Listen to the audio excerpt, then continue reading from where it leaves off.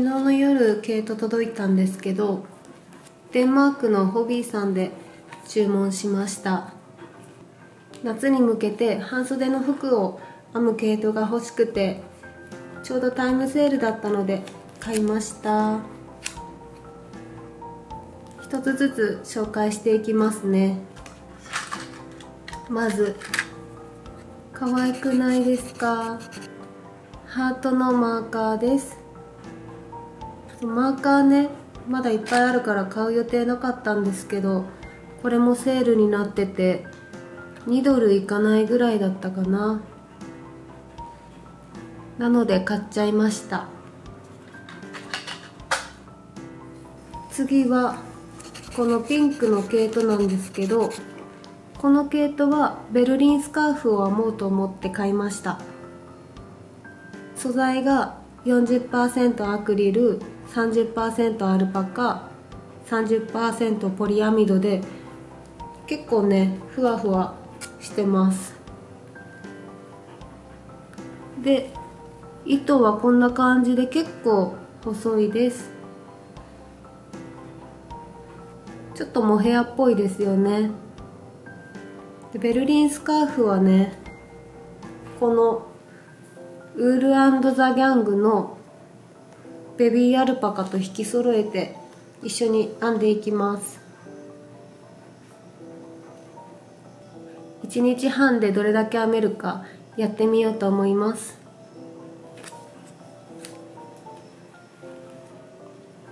で、次がこのコットンシルクの毛糸です。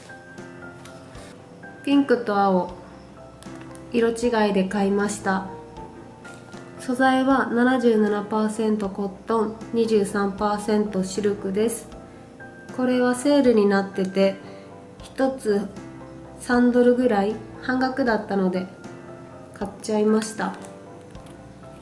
糸はねこんな感じです。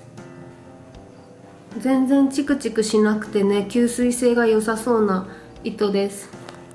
この2つは夏用の半袖の洋服を編んでいこうと思います。ラベリーで見つけた編み図があって、この2つなんですけど、可愛くないですか？この編み図を見つけた瞬間絶対編もうと思って毛糸を買っちゃいました。今日の午後からこのピンクと黒の毛糸を使ってベルリンスカーフを編んでいきます。1日半でどれだけ編めたかまた報告します。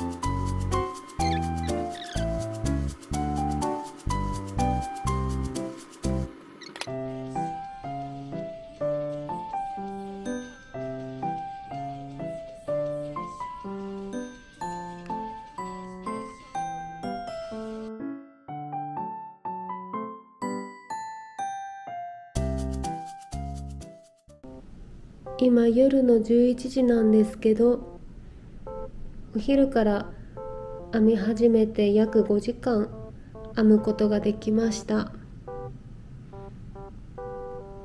今ベルリンスカーフの長さはこんな感じです。まだまだ先は長いので、明日も一日編もうと思います。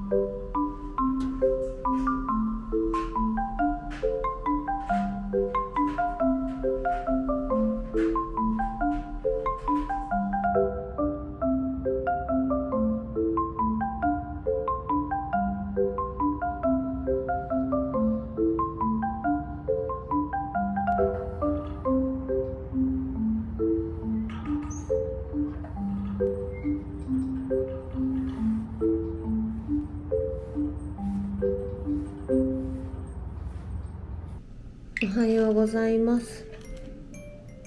結局1日半で編めたのはこのぐらいでした。編んだ時間なんですけど、1時間半ぐらい合計で編みました。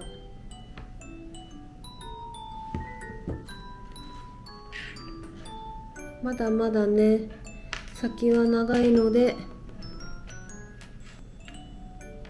1週間以内に完成できたらいいなと思っています。では今日も編み進めようと思います。